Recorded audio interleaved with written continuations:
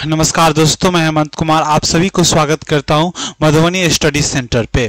देखिए दोस्तों, आज के जो सेशन में हम बात करेंगे मूल अधिकार। क्या बात करेंगे? मूल अधिकार। पहले लिख लेता हूं दोस्तों, कोई बात नहीं। मूल अधिकार बात करेंगे। क्या बात करेंगे?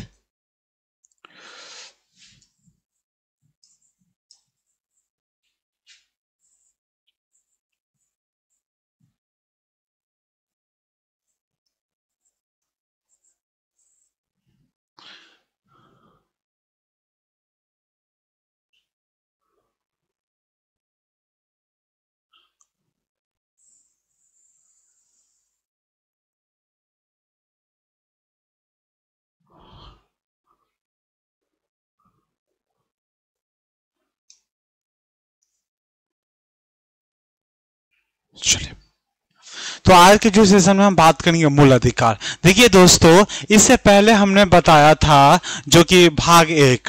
क्या बताया था? भाग एक बताया था। और भाग एक में बताया था 1 से लेकर 4 तक, ठीक है।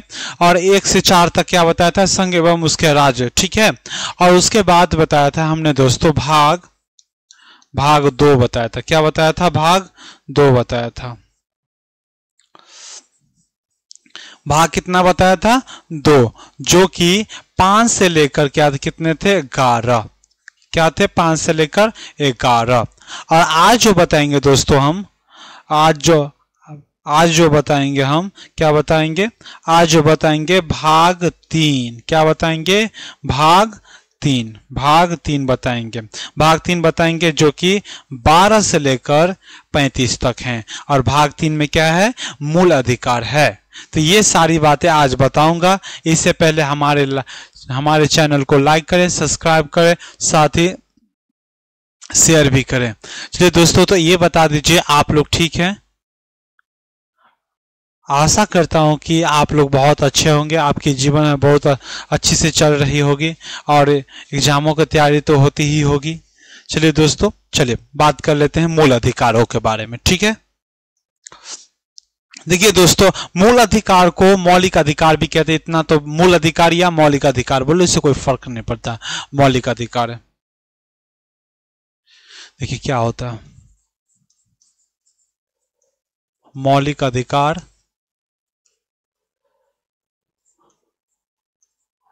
मौलिक अधिकार क्या है? मौलिक अधिकार।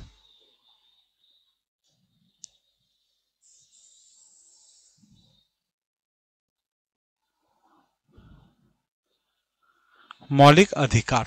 देखिए दोस्तों, सबसे पहले मौलिक अधिकार की अगर बात किया जाए तो हमने आपको बता दिया ये कितने में भाग में आते हैं? भाग 3 में आते हैं। कितने में आते हैं? भाग 3 में। इनकी अनुच्छेद की अगर बात किया जाए तो अनुच्छेद कितने हैं? अनुच्छेद इनके जो हैं दोस्तों, वो अनुच्छेद जो है इनके 12 से लेकर अनुच्छेद कितने हैं? 12 से लेकर अनुच्छेद जो है इनके 12 से लेकर अनुच्छेद कितने हैं? 12 से लेकर, एक सेकंड, अनुच्छेद जो है 12 से लेकर दोस्तों 35 तक है। कितने हैं? 35 तक है। 12 से लेकर 35 तक है। इनको आपको याद रखना है। देखिए दोस्तों, मूल अधिकार की अगर बात करें तो मूल अधिकार की जो भाग है वो 3 है। कितने हैं? तो भाग 3 में कौन सा अधिकार है? तो मूल अधिकार है। ये याद रखेंगे। और इनकी जो अनुच्छेद है वो क्या, कहां से कहां तक है? तो 12 से लेकर 35 तक है। हम मूल अधिकार को नैसर्गिक अधिकार भी कहते हैं। मूल अधिकार को क्या कहते हैं? नैसर्गिक अधिकार कहते हैं। मूल अधिकार को क्या कहते हैं? नैसर्गिक अधिकार कहते हैं। इसे नैसर्गिक अधिकार कहते हैं।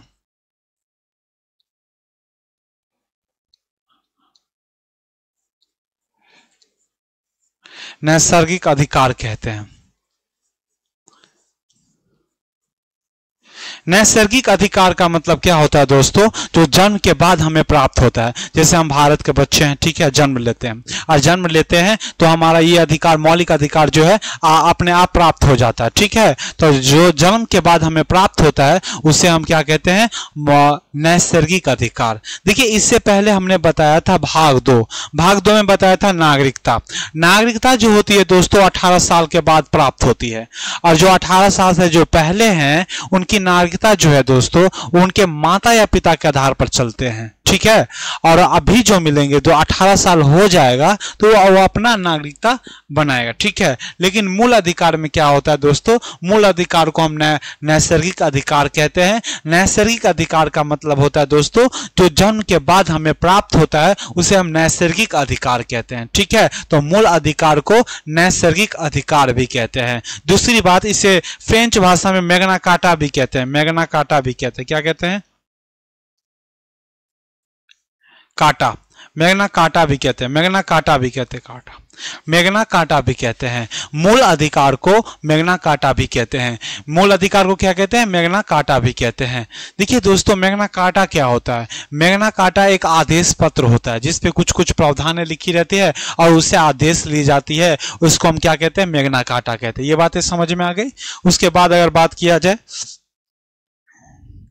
देखिए मौलिक अधिकार जो है दोस्तों या मूल अधिकार बोले तो, मूल अधिकार जो बोले तो देखिए इनकी जो रक्षा की अगर बात करती है, इनकी रक्षा कौन करते हैं? इनकी रक्षा सुप्रीम कोर्ट या हाई कोर्ट करते हैं। कौन करते हैं? इनकी रक्षा जो है दोस्तों सुप्रीम कोर्ट या हाई कोर्ट करते हैं। इनकी रक्षा कौन करते हैं? रक्षा कौन करते हैं इनके?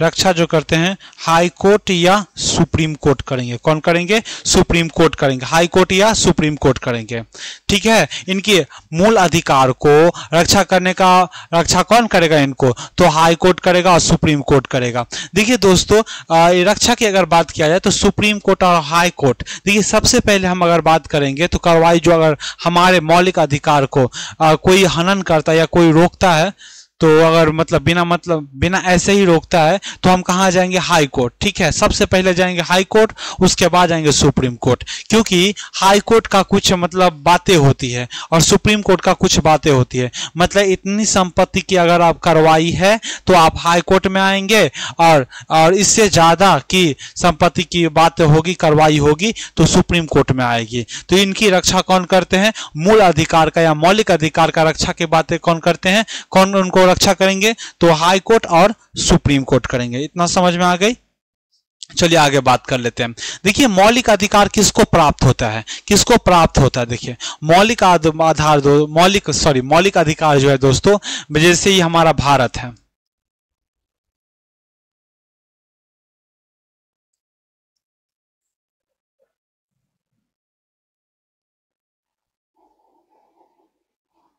ये हमारा भारत है,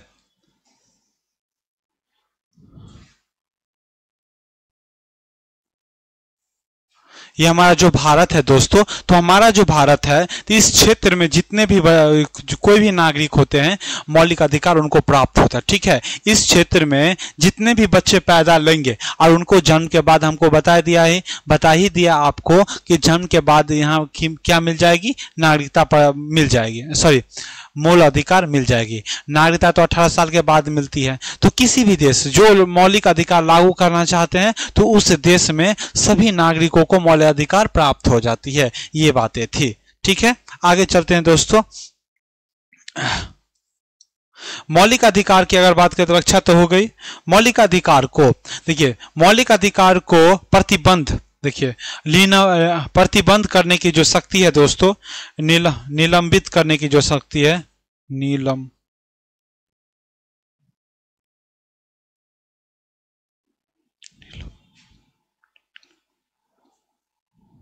एक सेकंड,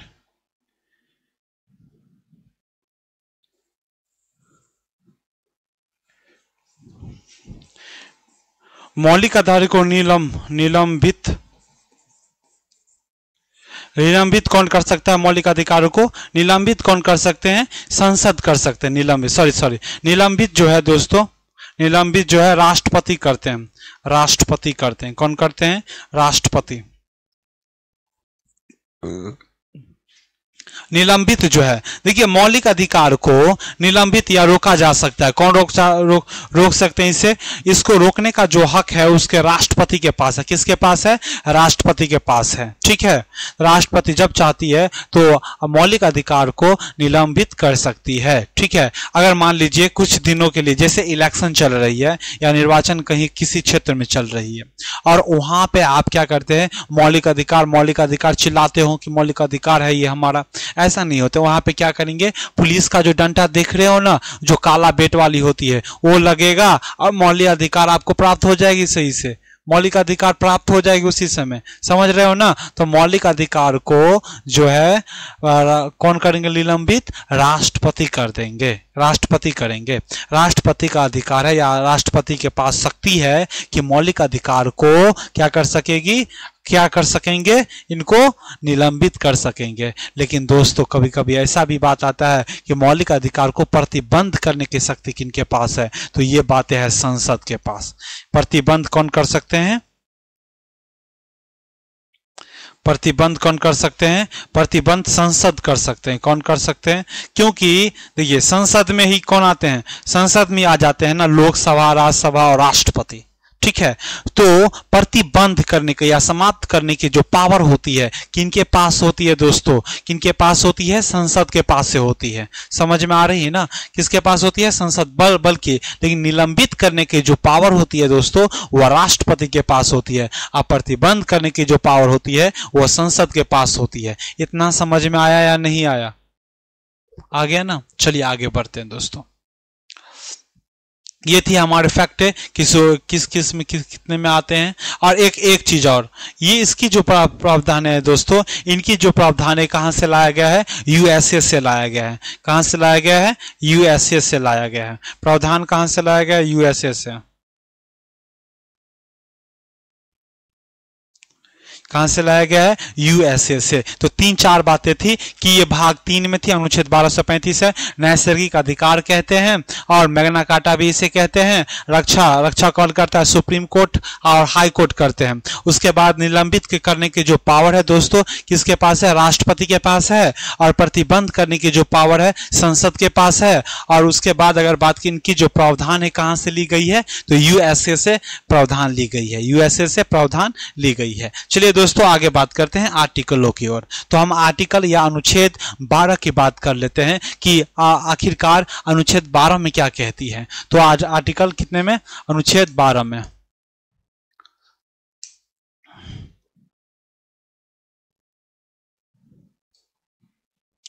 अनुच्छेद 12 में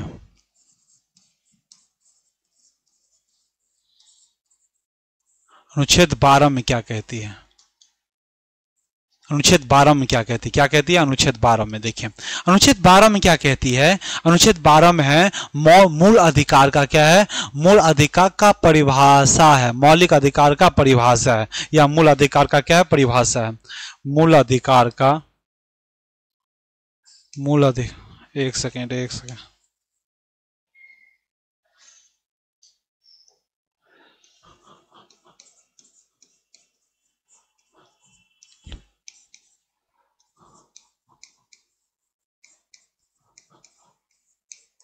अधिकार का क्या है? परिभाषा है।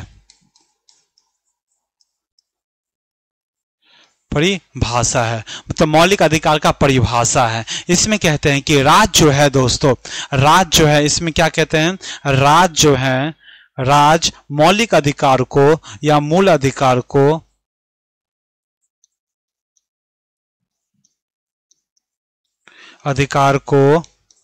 रक्षा करेगी।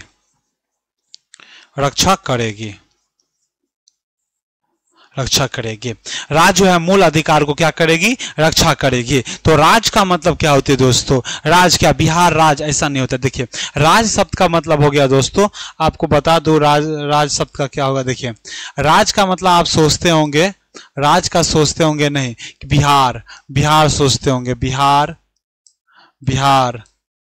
बिहार सोचते होंगे, यूपी समझते होंगे, महाराष्ट्र समझते होंगे, पर ऐसा नहीं है। जहां पे हम रहते हैं उसको हम राज्य नहीं कहते हैं, ठीक है। ये तो होती है, ये ठीक है, हम राज्य कहते हैं, लेकिन वर्ल्ड के स्तर पर भारत भी एक राज्य है, और राज्य एक और होती है जो कि देखिए दोस्तों हम बताते हैं। राज्य उसे कहते हैं जो, राज्य उसे कहते हैं दोस्तों, एक राज्य होती है, एक राज्य ये हो गया एक राज्य। राज्य उसे कहते हैं जो नियम या निर्णय लेने में क्या हो, स्वतंत्र हो, क्या हो, स्वतंत्र हो। नियम या विधि या नियम बनाने के लिए स्वतंत्र हो, क्या हो, नियम और विधि बनाने के लिए स्वतंत्र हो। देखिए सबसे पहले आते हैं आर्टिकल 12, और आर्टिकल 12 में है मौलिक अधिकार की परिभाषा, और इस परिभाषा में कहा गया है कि राज्य जो है मौलिक अधिकार को रक्षा करेगी। तो कौन से राज्य भाई, आप लोग सोचते होंगे कि राज्य जो है वो जैसे बिहार यूपी राज्य है, पर ऐसा नहीं है। क्या है, पर ऐसा नहीं है। राज्य का मतलब होता है जो नियम और निर्णय लेने के लिए स्वतंत्र हो, उसे हम क्या कहते हैं, राज्य रहते हैं। और इस राज्य में क्या क्या आता है उनको देख लेते हैं। जैसे अगर बात किया जाए संसद, संसद जो है दोस्तों ये नियम और कानून जो है स्वतंत्र रूप से बनाती है। क्या बनाती है, स्वतंत्र रूप से बनाती है। कहां पे क्या करना है, ये संसद। तो हम कह सकते हैं दोस्तों संसद जो है एक राज्य है। उसके बाद अगर बात किया जाए, उसके बाद अगर बात किया जाए तो विधानमंडल, विधानमंडल, विधानमंडल, विधानमंडल, विधानमंडल अगर बात किया विधानमंडल। उसके बाद अगर बात किया जाए स्थानीय शासन, स्थानीय शासन, स्थानीय शासन। बीसीसीआई, बीसीसीआई जो होता है ये भी अपने आप में क्या है, एक राज्य है, क्योंकि ये अपना क्रिकेट में कहां पे होगा, क्रिकेट कहां पे होगा, किस खिलाड़ी से खेला जाएगा,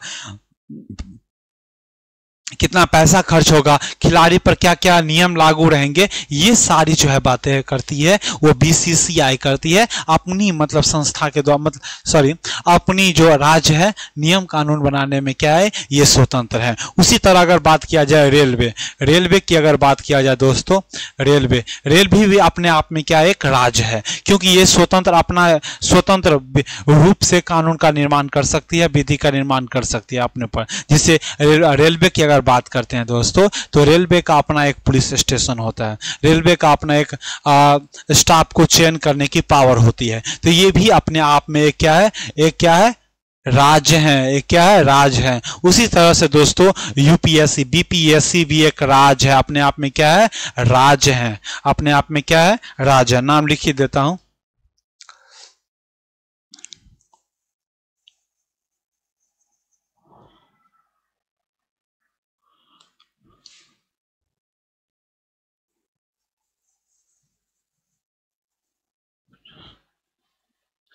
देखिए एक, देखिए सबसे पहले अगर बात किया जाए तो संसद हो गया, संसद भी अपने आप में राज्य है, ठीक है। उसके बाद अगर बात किया जाए, एक बात किया जाए तो एक सेकेंड दोस्तों, एक सेकेंड,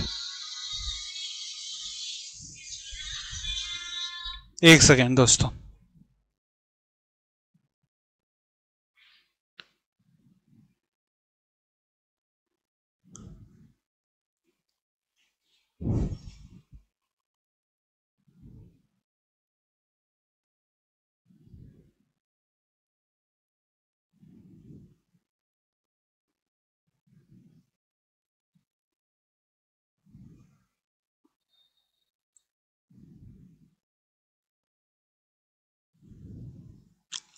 चलिए दोस्तों, तो बात कर रहे थे हम राज्यों की। संसद भी अपने आप में राज्य है। उसके बाद विधानमंडल, क्या है, विधानमंडल, विधानमंडल।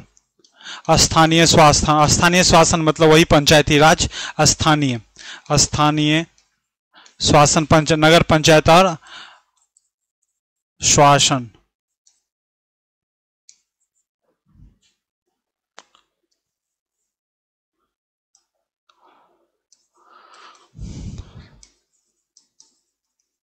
स्थानीय शासन। उसके बाद अगर बात बीसीसीआई, बीसीसीआई, रेलवे हो गया, रेलवे हो गया। उसके बाद अगर बात किया जाए रेलवे के बाद हो जाए बीपीएससी हो गया, पीपीएससी हो जाएगा, यूपीएससी हो जाएगा। ये सभी अपने आप में क्या है, एक राज्य है। ये जो होते हैं दोस्तों, ये कानून बनाने के लिए अपने मतलब अपने संस्था में कानून बनाने के लिए क्या होते हैं, ये स्वतंत्र होते हैं अपने अनुसार से अपने। लेकिन ठीक है, आरबीआई भी क्या है, एक अपने आप में क्या है, राज्य है। ये समझ में आ गई राज्य। तो यही कहता है अनुच्छेद 12 क्या कहता है कि राज्य ऐसा कोई मतलब राज्य जो है मौलिक अधिकार को रक्षा करेगी। एक और बातें हैं दोस्तों, राज्य जो है ऐसी कोई कानून नहीं बनाएगी जो मौलिक अधिकार को क्या करता हो, समाप्त करता हो। ठीक है, ये भी बातें हैं मौलिक अधिकार की परिभाषा थी। ठीक है, चलिए आगे बात कर लेते हैं। आगे है अनुच्छेद 13। अनुच्छेद क्या है, 13। अनुच्छेद 13 क्या है, क्या कहते हैं, देखते हैं। अनुच्छेद 13 अनुच्छेद में है अल्पीकरण। अनुच्छेद 13 में क्या है, अल्पीकरण। क्या है, अल्पीकरण है।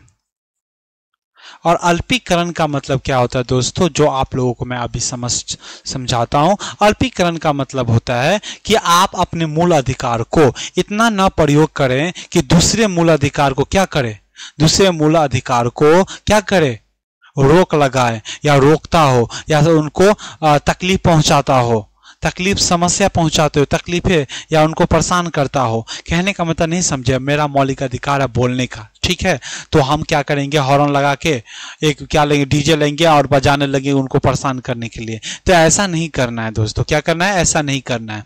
क्या समझे। अब आप देखिए, आपको मिल गया घूमने की आजादी, घूमने की स्वतंत्रता दी गई है। तो इसका मतलब ये नहीं है कि किसी के बेडरूम में आप घुस जाओ।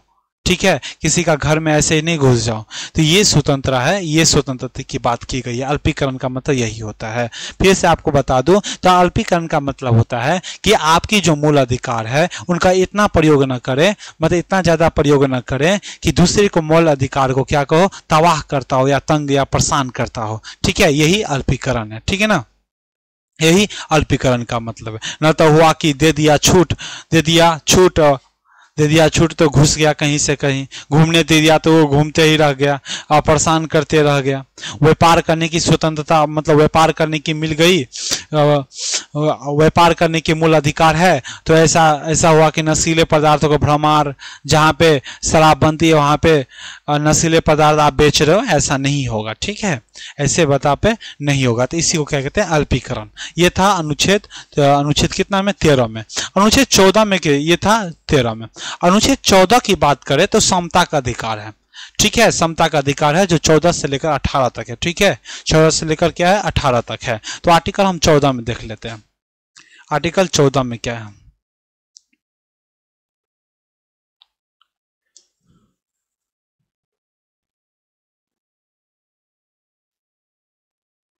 अनुच्छेद 14 में क्या है।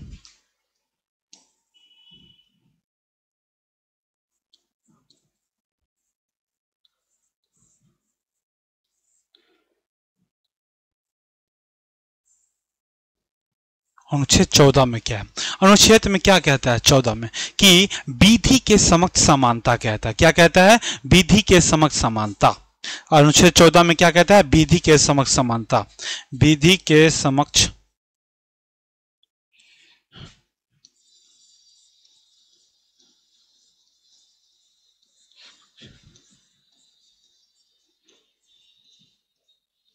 विधि के समक्ष समानता। विधि के समक्ष समानता का मतलब हुआ कि कानून, विधि का मतलब हुआ दोस्तों कानून, और कानून के आगे में सब क्या है, बराबर है। चाहे वह किसी भी जाति का हो, किसी भी धर्म का हो, सब क्या हो, बराबर है। मतलब कानून के बराबर, कानून के सामने में क्या हो, सब बराबर होगा, चाहे वह किसी भी जाति का हो कोई। ठीक है, देखिए अगर बात किया, देखिए अगर देखा आप कभी भी कोर्ट गए होंगे तो वहां कटघरा लगी होती है, वहां पे आप किसी को बैठने का अधिकार नहीं होता है। ठीक है, चाहे वो किसी भी जाति का हो, चाहे वो उच्च वर्ग का हो या नीच वर्ग का हो, उससे कोई फर्क नहीं पड़ता है। आपको क्या मिलेगा, कानून के सामने क्या होता है, सब बराबर नजर से देखा जाता है। मान लीजिए कि कोई व्यक्ति चोरी करता है, ठीक है, और चोरी करता है तो उनके लिए जो सजा है, एक सजा होगी। तो जो सजा होगी तो वह सभी जाति धर्म होगा, इसमें कोई भेदभाव नहीं करेंगे। ये बातें थी, समझ में आ गई। अरे भाई मान लीजिए कोई चोरी करता है, ठीक है, कोई चोरी जो करता है तो उनको सजा मिलेगी, और सजा जो मिलेगी जो जिस जाति को मिलेगा उस भी जाति को मिलेगा। जो धर्म को हिंदू धर्म को मिलेगा वो मुस्लिम धर्म को मिलेगा। लिंग के आधार पर, जाति, धर्म, इस सब के आधार पर आपको भेदभाव नहीं किया जाएगा। समझ में आ गई? विधि के समक्ष समानता है। क्या है? विधि के समक्ष समानता है। आपको जाति, धर्म, लिंग, जन्म स्थान के पर क्या होगा? भेदभाव नहीं किया जाएगा। क्या किया जाएगा? भेदभाव मतलब नहीं किया जाएगा।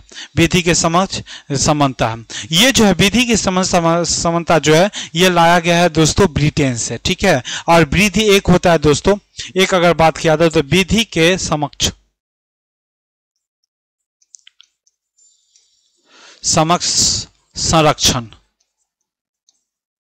संरक्षण जो की बात की गई है वो बात की कहां से लाया गया है? ये अमेरिका से लाया गया। कहां से? अमेरिका से लाया गया।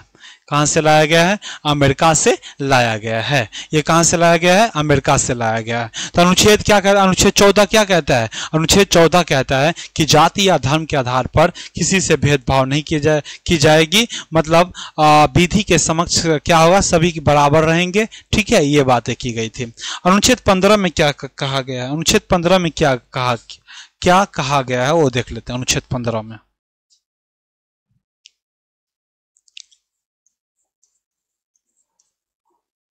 अनुच्छेद 15 में क्या कहते हैं? अनुच्छेद 15 में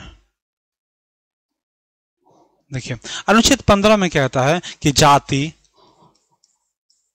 जाति, धर्म, लिंग, जन्म स्थान,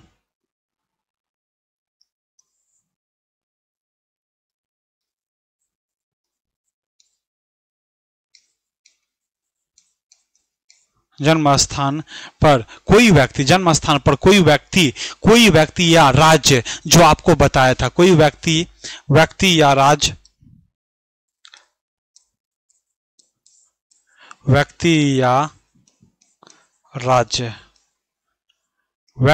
राज्य देखिए, जाति, धर्म, लिंग, एक सेकेंड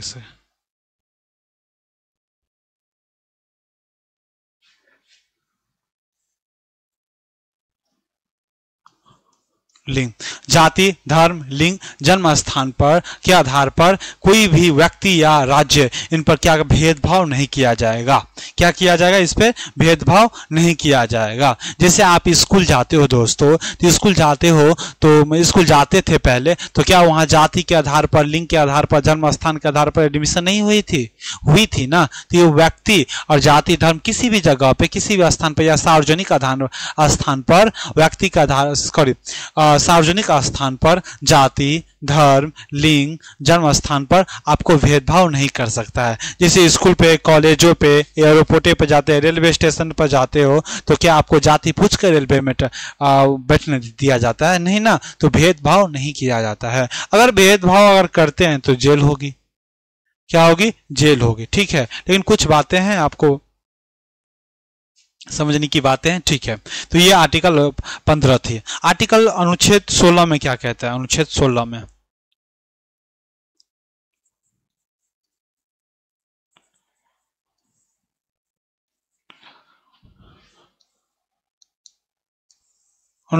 में क्या कहता है? अनुच्छेद 16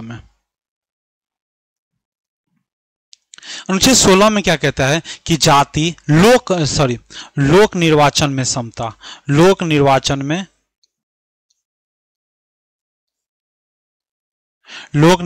में समता,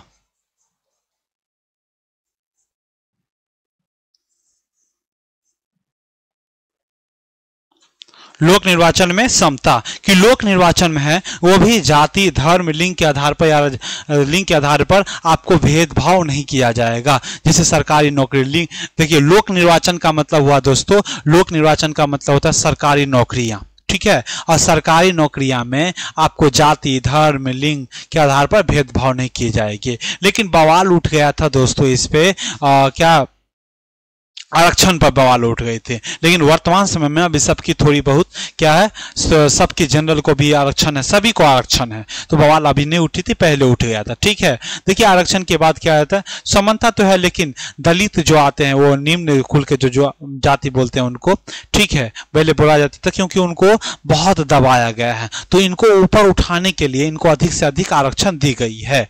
ठीक है, तो ये क्या थी, अनुच्छेद 16 में क्या था, लोक निर्वाचन में समता न जाति धर्म लिंग के आधार पर नहीं की जाएगी। ठीक है, और आरक्षण की मतलब जो आरक्षण की बात है, तो अभी आरक्षण सभी को मिल गई है। ठीक है, आर्टिकल अनुच्छेद 17 में क्या कहता है, अनुच्छेद 17 में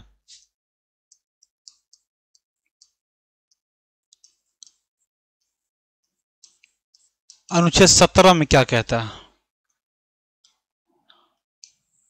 अनुच्छेद 17 में क्या कहता है, अनुच्छेद 17 में कहता है छुआछूत, क्या अस्पृश्यता, क्या कहे, अस्पृश्यता,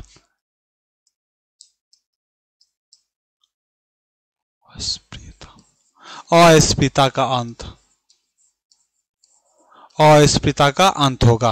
अस्पृश्यता का मतलब होता है छुआछूत का अंत। देखिए अभी के समय में दोस्तों छुआछूत समाप्ति की है। जहां पे अगर बात किया जाए गांव घरों में ये सब थोड़े बहुत मिल जाएंगे, लेकिन अगर छुआछूत करते अगर पकड़ा जाते हो तो आपको क्या मिलने वाला है, आपको मिलने वाला है जेल। समझ में, तो इसलिए छुआछूत क्या है, अभी समाप्त कर दी गई है, की गई है। लेकिन गांव घर में जहां पर एजुकेशन की कमी होती है वहां पे थोड़े बहुत छुआछूत देखने को मिलता है। अगर बात किया जाए तो इसमें तो ये सब छुआछूत का मतलब ये हुआ कि पहले क्या होते थे, दलितें होते थे। ठीक है, तो उनको क्या करते थे, मतलब बड़े कुलों को, जैसे ब्राह्मण होती थी, वहां पे बैठने नहीं दिया जाता था, निम्न कुलों को, समझे।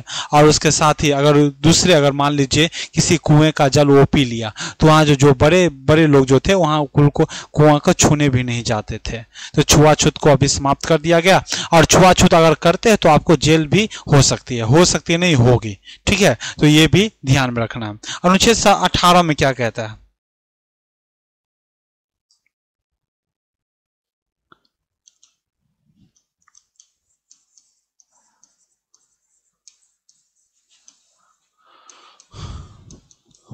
अनुच्छेद 18 में क्या कहता है, अनुच्छेद 18 में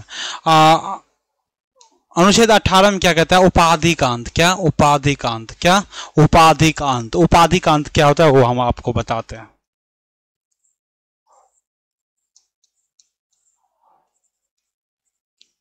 क्या है, आप कोई भी उपाधि नहीं ले सकते हैं। पहले चौधरी चरण सिंह हुआ करता था, शेर बहादुर, शेर खान होता था, ऐसी उपाधि आप नहीं ले सकते हैं। अगर आप लेना चाहते हैं तो राष्ट्रपति की अनुमति से आप ले सकते हैं, नहीं तो ये क्या है, नहीं ले सकते हैं। जैसे कोई भारतीय लोग है, कोई विदेश गया और विदेश से भी उपाधि नहीं ले सकते हैं, भारत के नागरिक रहते हैं तो, समझे। तो इसमें क्या होगा, आप कोई भी उपाधि नहीं ले सकते हैं। ठीक है, इसमें क्या होता है, आप कोई भी उपाधि नहीं ले सकते हैं। लेकिन 3 चीजों का आपको याद रखनी पड़ेगी। एक शिक्षा, सुरक्षा, और एक पद्म भूषण जो मिलता है, पद्म भूषण जिनको प्राप्त होता है। तो शिक्षा के आधार पर, सुरक्षा के आधार पर इसमें क्या उपाधि ले सकते हैं। लेकिन आपको उपाधि लेना है, कोई भी व्यक्ति को चाहता है कि उपाधि ले, तो आपको राष्ट्रपति से अनुमति लेनी पड़ेगी। क्या लेनी पड़ेगी, अनुमति लेनी पड़ेगी। लेकिन शिक्षा के क्षेत्र में, सुरक्षा के क्षेत्र में, और जिनको पद्म भूषण मिला है उनको उपाधि मिल सकती है। ठीक है, क्या सुरक्षा के क्षेत्र, जैसे सुरक्षा के क्षेत्र में तो ब्रिगेडियर नाम रखा जाता है ना। तो ये बातें थी आर्टिकल 18 में। तो हमने आज पढ़ा है दोस्तों आर्टिकल मूल अधिकार के आर्टिकल 18 तक पढ़ा है। ठीक है, और 18 तक पढ़ा है, जिसमें से हम 14 से लेकर 18 तक समता का अधिकार भी पढ़ा है। तो ये बातें यहीं तक खत्म होती है, और इससे आगे जो है हम दोस्तों कल की क्लास से स्टार्ट करेंगे। तो जय हिंद।